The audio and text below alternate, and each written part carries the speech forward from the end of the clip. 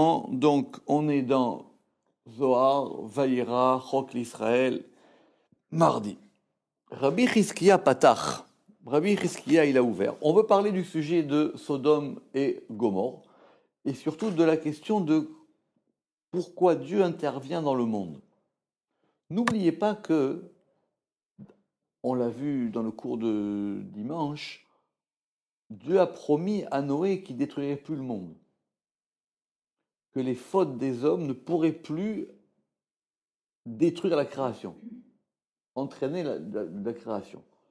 Or, on voit bien que tout de suite, quelques chapitres plus loin, il va se passer des choses, dont cette histoire de Sodome et Gomorre. Il y a eu effectivement l'histoire de Babel aussi, mais c'est pas pareil. Babel, il n'y a pas eu vraiment une destruction. Babel, il y a eu une confusion des choses. Rabbi Chizkiya Patar, ki ou liksot haaretz yabit tachat kol hashamayim yir'eh. Alors, ça fait partie de ces versets de Job. N'oubliez pas que Job, parce que Job, c'est quoi? L'histoire de Job, elle tient sur 2 chapitres. Tout le reste du livre de Job, qui est un très gros livre, c'est ce que ses amis et ce qu'on va lui dire pour répondre à ses questions. Parce que Job, il a des questions. En gros, sa question, c'est pourquoi tout ça m'arrive. Et au départ, il dit des choses, il veut maudire le jour de sa naissance, il veut maudire ce qui s'est passé, il veut en fin de compte remettre en cause la création. Et donc, tous les versets de Job, il faut les comprendre comme étant des réponses à cette question. C'est-à-dire qu'on va lui expliquer comment ça fonctionne. C'est pour ça que le livre de Job est un livre aussi important. Alors donc on va lui dire qui ou, pas car lui. Alors, la traduction va pas être facile. Liksot à Aretz Yabit. Alors, ketse en hébreu, c'est une extrémité. D'accord? C'est le ketse, c'est une extrémité. Alors ici, bon, pour faire plus joli, c'est car aux confins de la terre, Yabit, il regardera. Le problème est qu'en hébreu, il y a beaucoup de verbes qui désignent la vision. On en a parlé plusieurs fois. Il y a l'irot, il y a les istakel, il y a les habit, il y a les ashkif, il y a beaucoup, et chacun de ces verbes désigne un degré de vision particulière. D'accord. Les habit, ici, ça serait plus... Alors, on va dire que voir, c'est le degré le plus général. Soit on voit pas. Ce qui détermine la différence entre le voyant et le non-voyant. Après, il y a le fait de regarder. Après, il y a le fait de scruter, d'observer. Et après, il y a le fait de scruter. On va dire comme ça. Peut-être qu'ici, il faudrait avoir un élément plus fort. Ki ou liksot haaretz yabit, il regardera. Tachat kol hashamaim, sous tous les cieux, yir et il verra. Vous voyez bien qu'on a changé de verbe. On est passé de yabit à yir et. Donc ça veut dire que dans ce verset, Dieu il regarde tout ce qui se passe. Maintenant, ça veut dire quoi voir? C'est la question qu'on va se poser aujourd'hui. Ça veut dire quoi voir? En général, on pense que voir c'est neutre.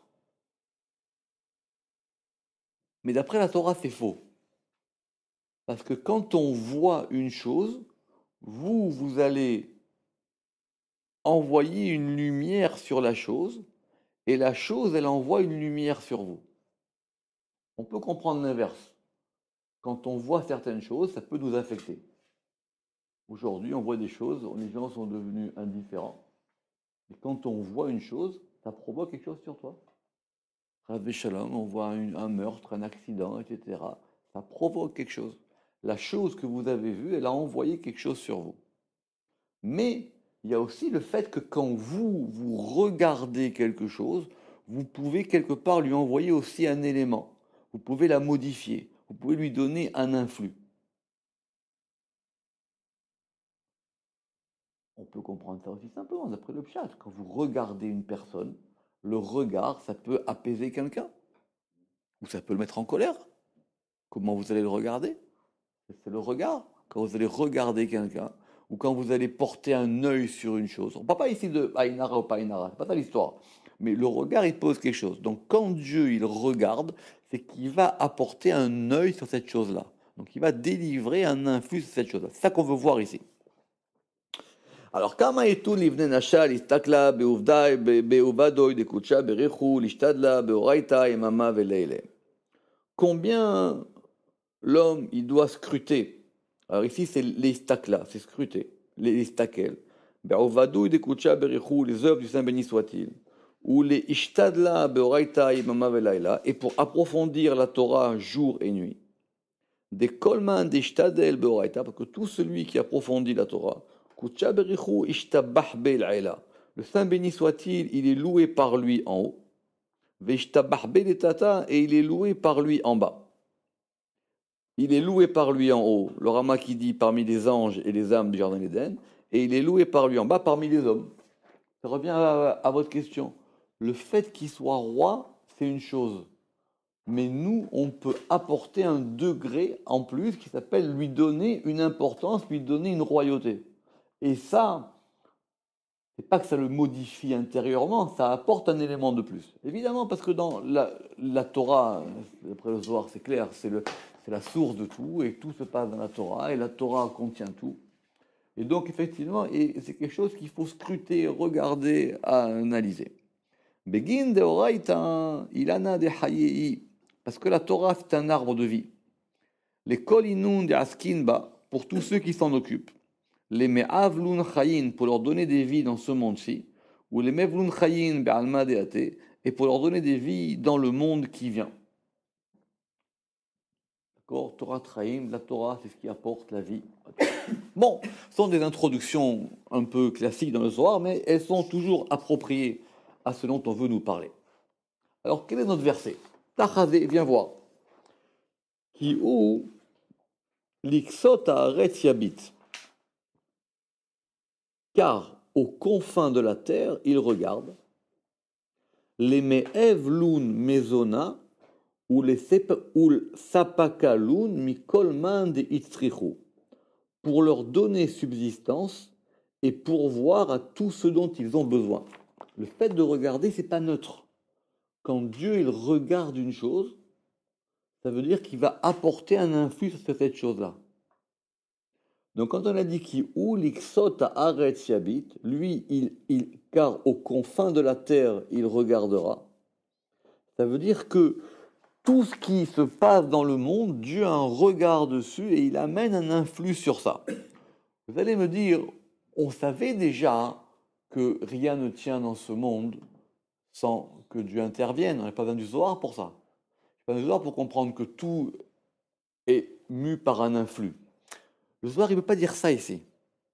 Le Zohar, il veut dire que ce regard de Dieu, c'est un élément d'intervention de Dieu. Si vous voulez, c'est pas la même chose que de savoir que si j'ai une prise électrique, dans la pièce, il y a d'électricité. Donc, tant qu'il y a du courant, c'est éclairé. Si j'enlève la prise de courant, il n'y a pas d'électricité. Donc, on peut dire peut-être Dieu, il envoie un courant permanent dans la création. Et ce courant permanent, il entretient la création. Ça, c'est facile, ça. On veut comprendre que maintenant, il s'agit, peut-être qu'il y a une prise électrique qui alimente la création en permanence, mais il y a aussi un regard permanent et continuel sur chaque élément de la création. Donc, tu n'as pas une prise de courant qui envoie du courant en continu, c'est que tu as un regard, c'est ça qu'il faut comprendre, de chaque chose sur ce qu'il passe. Et c'est pour ça qu'on dit les me'av lun mezune, pour leur donner subsistance, ou sapakalun mikolma d'isrichu, et pourvoir à tout ce dont ils ont besoin. Begin, dei ou ashgar betadir, parce qu'il la surveille constamment. Vous vous doutez pas, vous, mais c'est un sujet très complexe. Parce que c'est un sujet qui a beaucoup préoccupé le Rambam. Et surtout ceux qui savent mal lire le Rambam. Il y a dans le Moreh Nevuchim une grande discussion sur le fait de est-ce que Dieu il agit en permanence ou est-ce qu'il n'agit pas en permanence. Comme vous savez, le Moreh Nevuchim il est écrit en arabe. Et quand il a été traduit, on a voulu trouver un terme pour le fait que Dieu, il est tout le temps en train de surveiller qu'est-ce qui se passe. Et ce terme de l'arabe en hébreu a été traduit par Ibn Tibon par ce verbe l'ashgiach, la ashgacha. D'accord? Or, la ashgacha, au départ, dans la Torah, ça veut dire quoi? La ashgacha, c'est dans Shir HaShirim, ça veut dire le fait de regarder. Simplement, c'est un verbe qui dit regarder d'une certaine manière. Et c'est devenu surveiller. Mais surveiller en même temps, c'est comme quelqu'un, comme on dit en hébreu moderne, un mashgiach, c'est quelqu'un maintenant qui va avoir une action. Il n'est pas simplement spectateur. Donc, ce verbe de ashgacha est devenu le mot hébreu pour donner ce terme qui s'appelle la providence. Or, c'est quoi la providence? Comme on dit aujourd'hui en anglais, un provider. C'est quoi un provider? C'est quelqu'un qui fournit un élément. Donc, ça veut dire que la question est, et c'est posé chez Maïmonide, est-ce que finalement Dieu, il a créé le monde, il a mis à l'intérieur, comme il a dit, une prise électrique, parce qu'il ne faut pas que ça puisse ne pas marcher, et puis voilà, puis les gens, ils font ce qu'ils veulent. Ils font ce qu'ils veulent, il y a une prise électrique, il y a des règles, et Dieu, il ne se préoccupe pas du monde. De temps en temps, dans la Torah, il vient voir. Quand il y a Noé, quand il y a Moshe, mais le reste du temps, ça marche en roue libre. Où de temps en temps, les hommes l'appellent et donc il descend de tous ces mondes-là et il vient voir en bas. D'accord? On a beaucoup attaqué Maïmonide sur ce sujet-là. Mais c'est des gens qui ont mal lu Maïmonide. C'est pour ça qu'il y en a beaucoup après qui l'ont défendu. Est-ce qu'on peut penser qu'il y a une ashgacha ou pas? Dans l'histoire de la philosophie juive, après, on a fait une distinction entre la ashgacha pratit et la ashgacha klalit. La ashgacha klalit, ça veut dire que Dieu, il surveille le monde, mais de façon générale. Mais si toi, maintenant, quand tu te lèves le matin, tu as mis des chaussettes noires ou des chaussettes marron, c'est pas un problème de Dieu. Dieu, il n'est pas mashgiar derrière ça. Il est mashgiar sur le fait qu'Israël soit là, sur le fait qu'on surveille qu'est-ce qui se passe, les nations, à Rosh Hashanah, il devient roi, etc. Mais est-ce qu'il va être mashgiar dans tous les détails? D'accord? Tous ceux qui pensent, d'après la Kabbalah, qu'il n'y a pas de Hashgacha pratit, c'est très grave, dit le Zohar. Dieu, il s'occupe de chaque détail, de chaque chose. Tu vas me dire, oui, mais il y a un libre arbitre.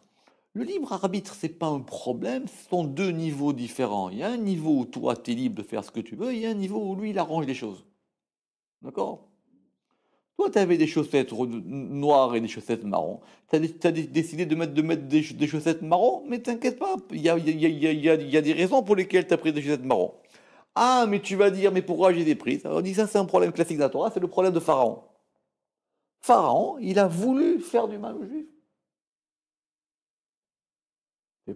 Parce que cette question, elle vient du fait que Dieu, il a endurci le cœur de Pharaon. On dit, s'il a endurci le cœur de Pharaon, donc Pharaon n'était pas libre. Pourquoi est-ce qu'il va en plus être accusé? Parce qu'il était comme ça. T'inquiète pas. Pharaon, lui, il sera jugé pour le fait qu'à un moment, il a voulu faire ça. Maintenant, Dieu, qu'il a organisé du fait que ces choses-là arrivent, c'est encore un autre degré. Le Rama qui dit c'est deux degrés différents. Un, c'est Malchut, un, c'est Bina, c'est deux degrés complètement différents. En tout cas, cette notion de Hashgacha, ici, d'après le Zohar, elle était marquée déjà dans Yov. C'est ça qu'on veut dire. Parce qu'il la surveille constamment, comme il est écrit, Tamid ene Hashem Elohecha ba mireshit Hashana ve'adacharit Hashana. D'après le Zohar, c'est marqué dans la Torah. Et le Zohar, qu'on comprend même pas comment on puisse poser la question. Tous les gens qui font des thèses philosophiques pour dire est-ce que dans la Torah il y a une Hashgacha pratit, parce que c'est une idée qui vient des Grecs, Chavé Shalom. Parce que d'après les Grecs, pas parler d'eux, Dieu, il ne s'occupe pas du monde. D'accord? Il est dans les mondes supralunaires. Exactement. Il est dans les mondes supralunaires d'après Aristote, et il ne s'occupe pas de ça. D'après la Torah, ça n'existe même pas cette chose-là. Alors, mais ici, c'est encore plus fin. Parce que ça veut dire que, parce que le verset, il parle de la terre. Donc il dit Tamid ene Hashem Elohecha ba. Toujours les yeux de Hashem, Yudke Vavke Elohecha, ba, en elle, Mireshit Hashana ve'ad Acharit Hashana, du commencement de l'année jusqu'à la fin de l'année. D'accord? Ici, on a ramené que Shana, c'est la même gematria que Séphira. Et que Hachem, il surveille la terre d'Israël qui est liée à la Shrina, depuis la première Sphira jusqu'à la dernière Sphira. Parce qu'il y a marqué Mireshit Hashana ad Acharit Shana. Ça veut dire exactement de la première Sphira jusqu'à la dernière Sphira. D'accord? Begin, des Eretz Maktivba. Parce qu'à propos de cette terre, qu'est-ce qu'il est écrit? Mimerhak, de loin, Tavi Lahma, elle apporte son pain. C'est quoi ce verset? Eshet Chayil, exactement. Alors, vous savez que d'après le Zohar, Eshet Chayil, on parle de la Shrina. Eshet Chayil, c'est la Shrina. C'est que cette femme vertueuse, qui est aussi physique, mais cette femme vertueuse, c'est la Shrina. Et le vendredi soir, comme c'est le jour de la Shrina et du Shabbat, on fait l'éloge de cette femme vertueuse. Mais Shlomo HaMelech, il n'a pas écrit un poème pour les femmes aussi, c'est vrai, mais il a voulu parler de la Shrina. Et là-bas, qu'est-ce qu'on dit? Mimerchak tavi lahma. De loin, elle amène son pain. Ça veut dire quoi? Ici, le Zohar, il dit que Tavi, c'est qui elle? C'est la terre. Ici, c'est la terre. Elle, cette terre-là, ce qu'elle reçoit, elle le reçoit de très très haut. Mimerchak, de loin. Mimerchak tavi lahma. D'accord? C'est cette terre et elle reçoit son influx de très très haut. Ou le bâtard, et après, ensuite, et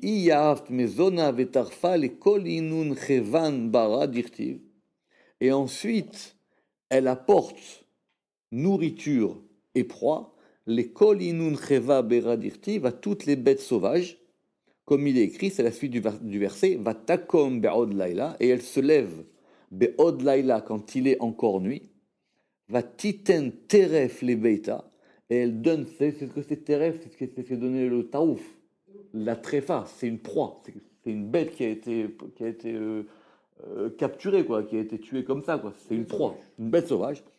Vatiten teref les bêta, et elle donne la proie à sa maison, vechok la naharotea, et nourriture à ses jeunes filles. Donc, mimerchak tavi lahma, elle reçoit son pain de très très haut, et après elle le distribue à tout le monde. Pourquoi le verset, il a dit Vatiten teref les bêta vechok la naharotea? Ça veut dire qu'elle distribue sa force à tous les côtés, les bons côtés comme les mauvais côtés. Même les choses qui sont de l'autre côté,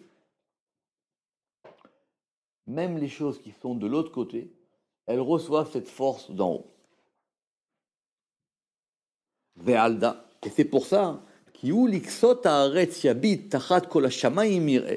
car aux confins de la terre, il regarde, sous tous les cieux, il voit, les kul ou bene alma, à tous les hommes du monde, les me'avlun mezonav et sipuka, pour donner à toutes les créatures nourriture et subsistance, les kolma de istarir kol chad vechad, chacune selon son besoin.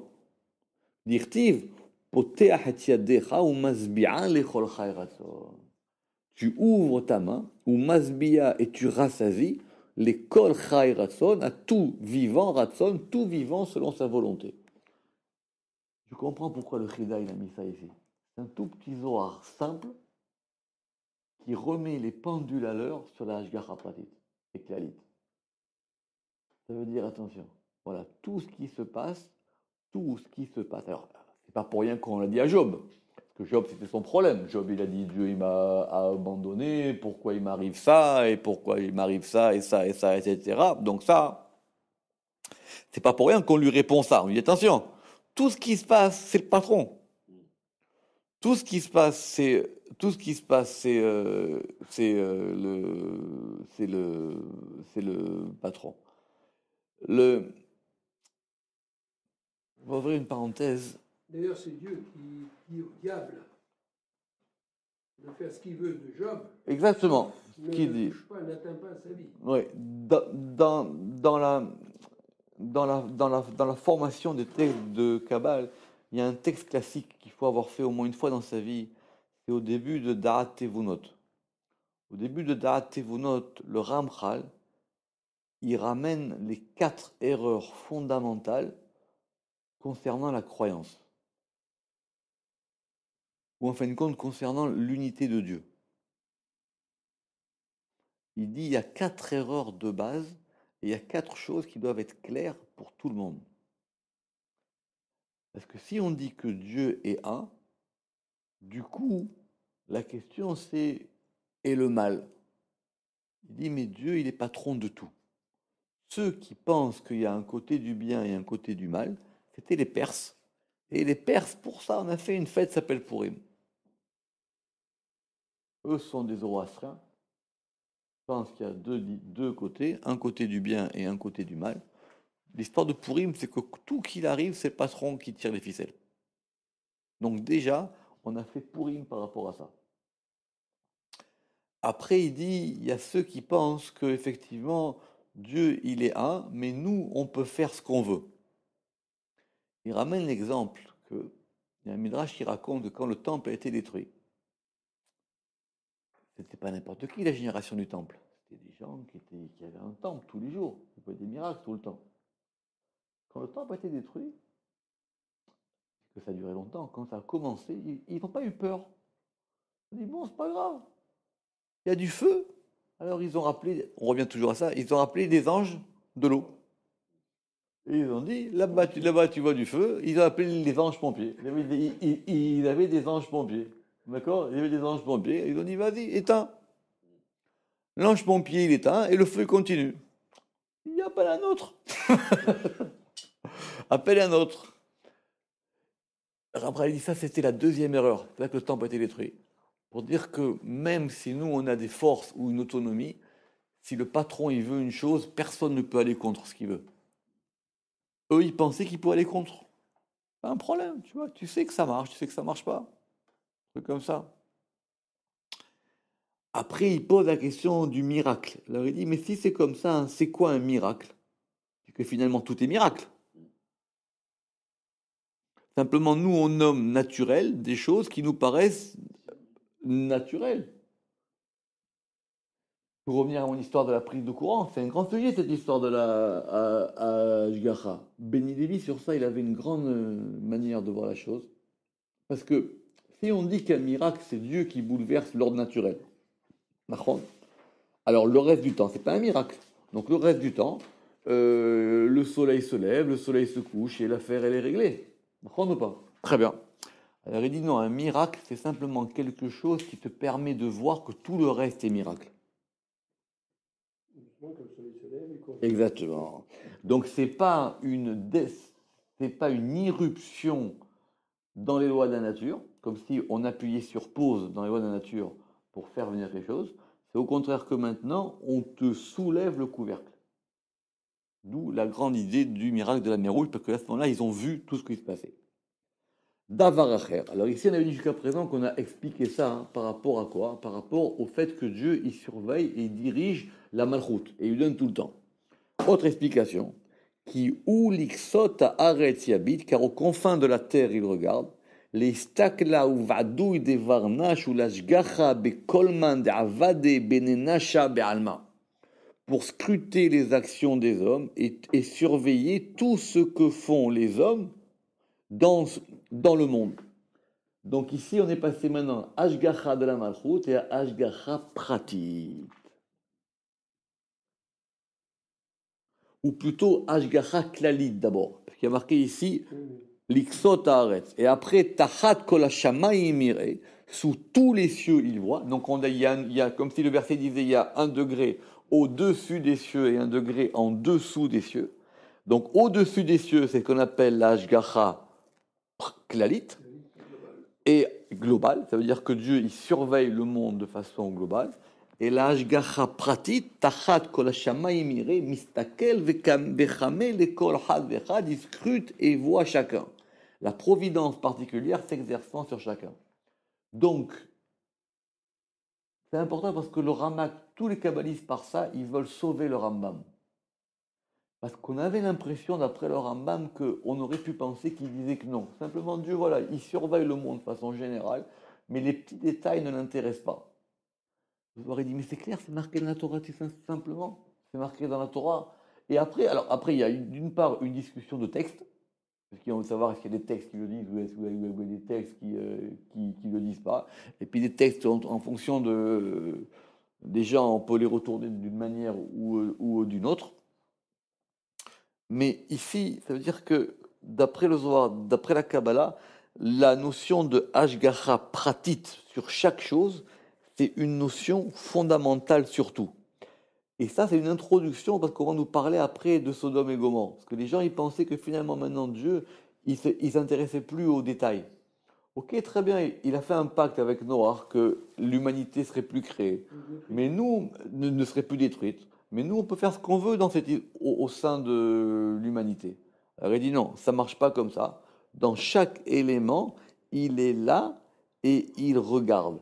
Et celui qui avait compris ça le premier, c'est Abraham. D'où l'histoire pour revenir au regard, de pourquoi est-ce que, et on va terminer là-dessus parce que c'est un autre secret, pourquoi la femme de Lot, il fallait pas qu'elle regarde. Baruch Adonai Leolam, Amen ve Ça Amen. pose des questions.